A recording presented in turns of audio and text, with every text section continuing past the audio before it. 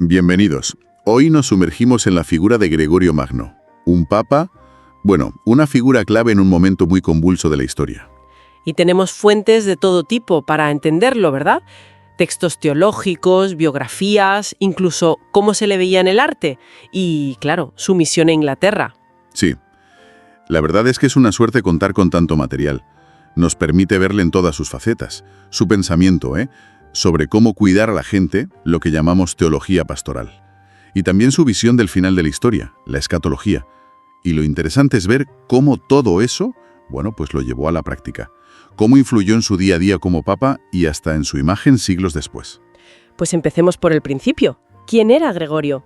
Nace en Roma sobre el 540, una familia importante, patricia. Sí, la gens Anicia, nada menos, con parientes papas y todo.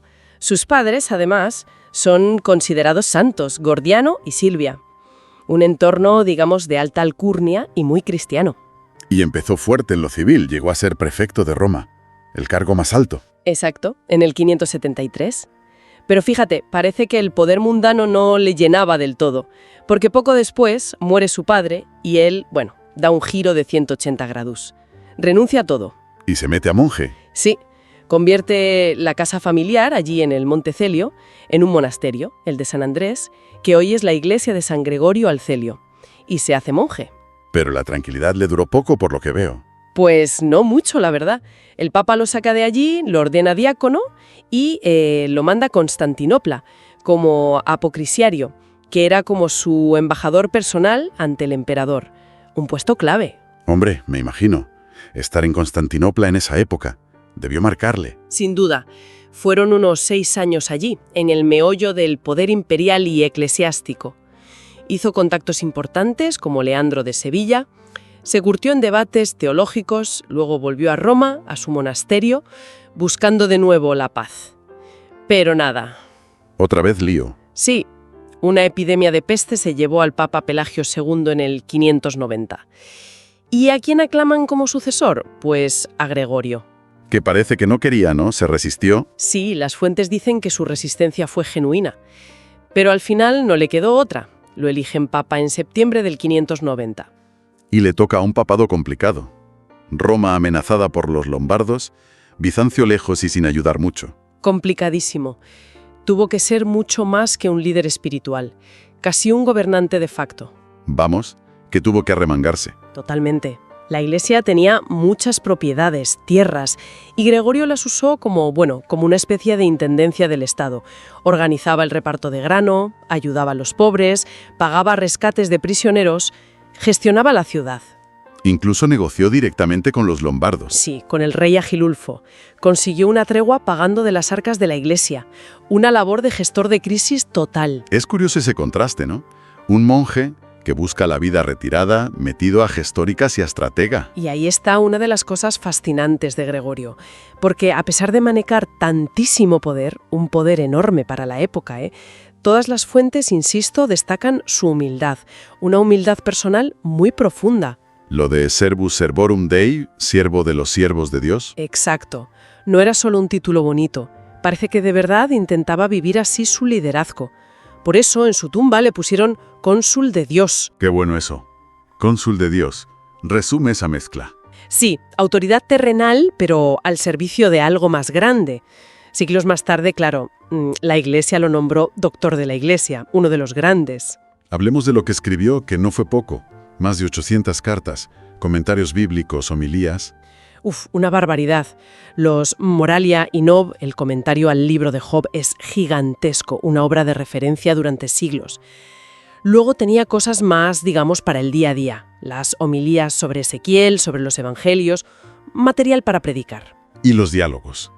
Esos son un poco diferentes, ¿no? Sí, los diálogos son distintos. Son como, vidas de santos italianos, con muchos milagros, escritos en un estilo más popular, para edificar, para animar a la gente. Ahí está la vida de San Benito, ¿verdad? Exacto. Esa única biografía antigua que tenemos de San Benito de Nursia, el padre de los monjes de Occidente. Es una fuente clave por eso. Pero Gregorio no solo cuenta historias, aprovecha para meter, reflexiones teológicas importantes. Como lo del purgatorio. Justo. En los diálogos es donde más desarrolla esa idea.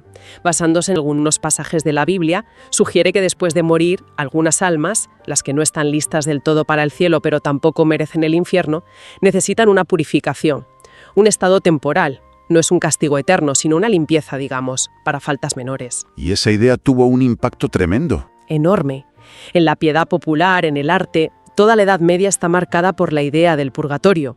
Refleja su visión de la salvación como un camino, un proceso, que no acaba con la muerte física. Pero, en general, su intención, al escribir, era ser un teólogo original, crear nueva doctrina. Pues parece que no era su principal objetivo.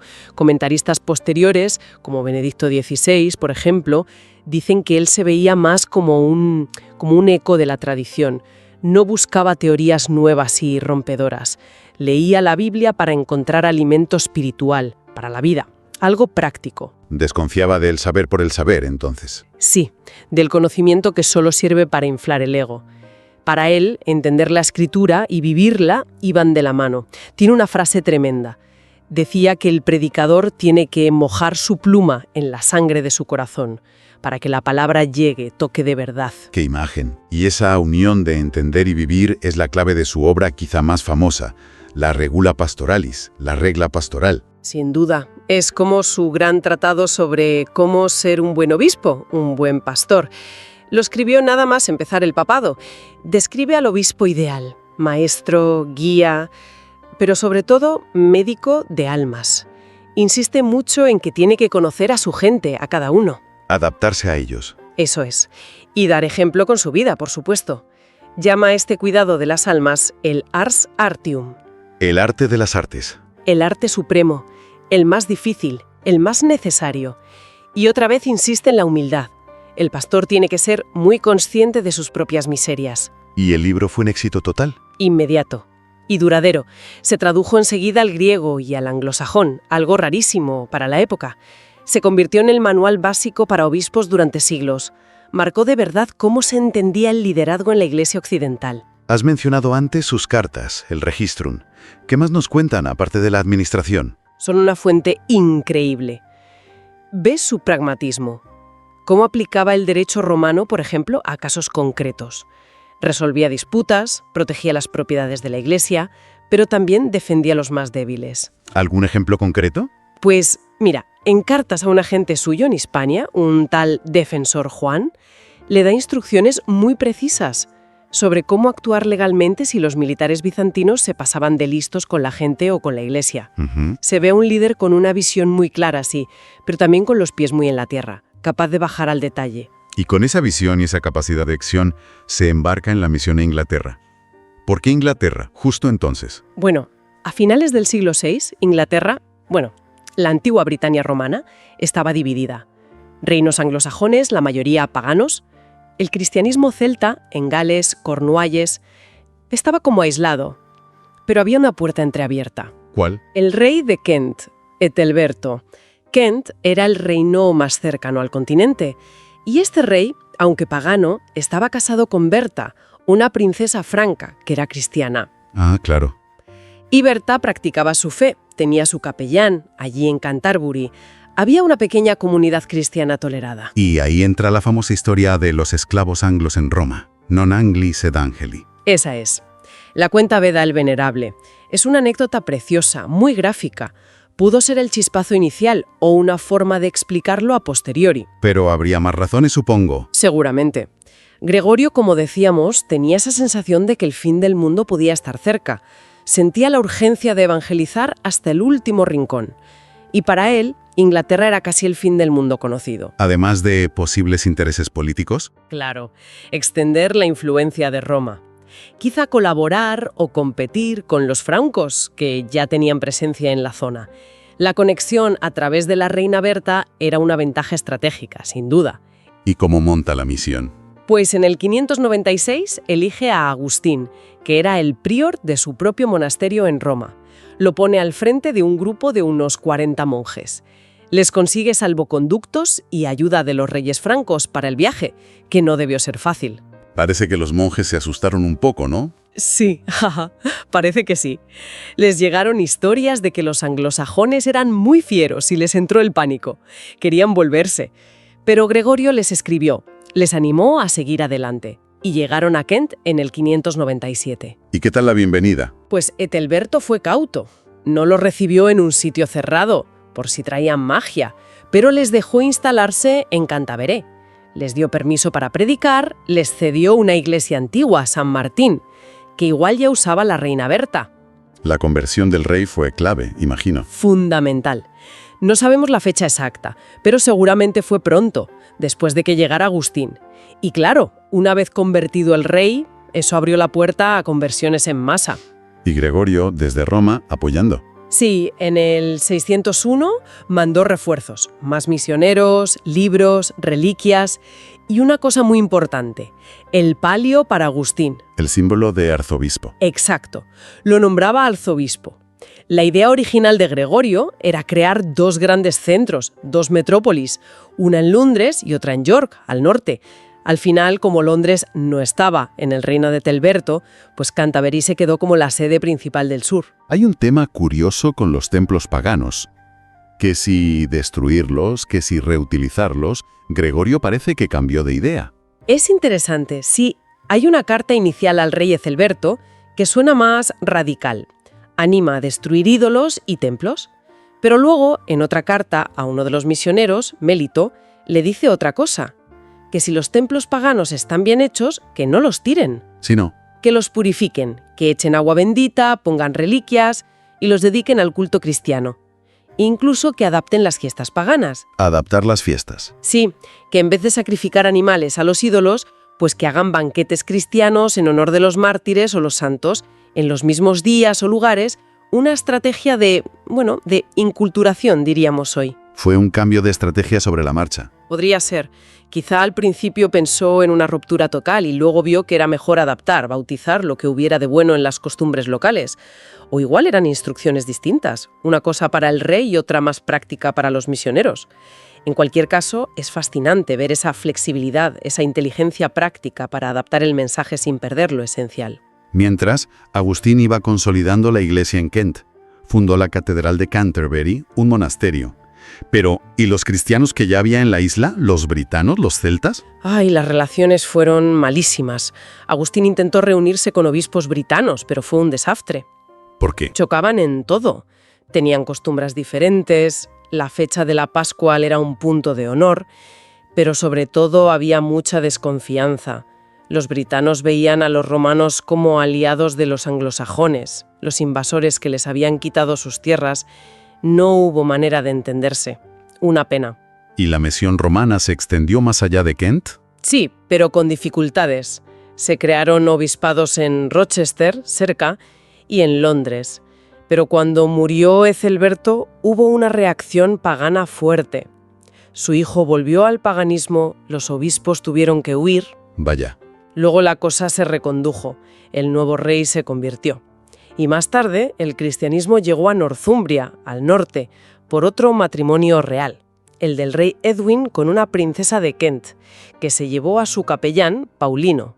O sea que fue un proceso lento, con avances y retrocesos. Sí, nada fácil.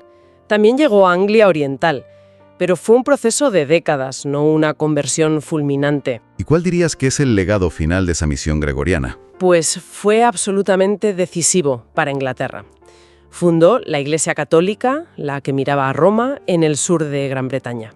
Creó un vínculo fortísimo con el papado, que duró 1000 años, fijó Canterbury como el centro de la Iglesia inglesa hasta hoy, introdujo la liturgia romana, el canto, aunque lo del canto gregoriano es más complejo y posterior, pero sí trajo el estilo romano. Incluso influyó en las leyes. Sí, se dice que las primeras leyes escritas de los anglosajones, las del rey Ethelberto, se hicieron a la manera romana, inspiradas por los misioneros.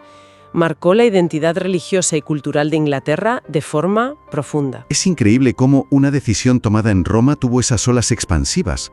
Cambiemos un poco el enfoque. ¿Cómo hemos visto a Gregorio a lo largo del tiempo? Su imagen ha cambiado, ¿no? Clarísima.